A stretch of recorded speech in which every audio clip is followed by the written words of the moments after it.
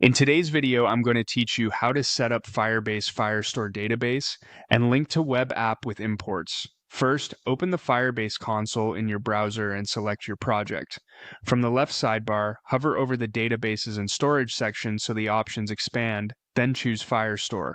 This is Google's scalable NoSQL database for your apps. On the Firestore page, click Create Database to start the setup flow. You'll be asked to choose a Firestore edition. You'll see Standard and Enterprise. Take a moment to review them. Enterprise includes advanced capabilities and SLAs designed for larger organizations. For this tutorial, we'll proceed with Standard, which is perfect for most web apps. After selecting Standard, click Next to continue. Next, you'll configure your database ID and location. The database ID identifies this Firestore instance. If you don't have a special need, the default is typically fine.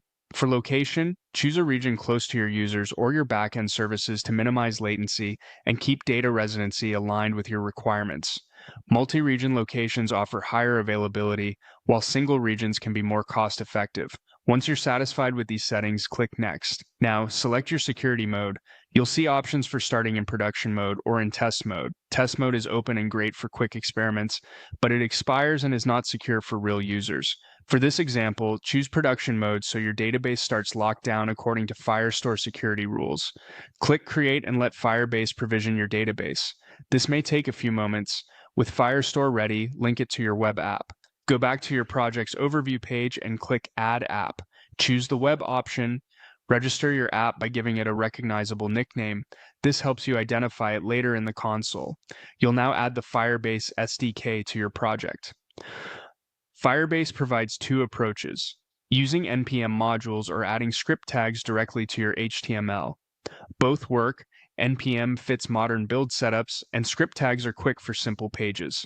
We'll use NPM here.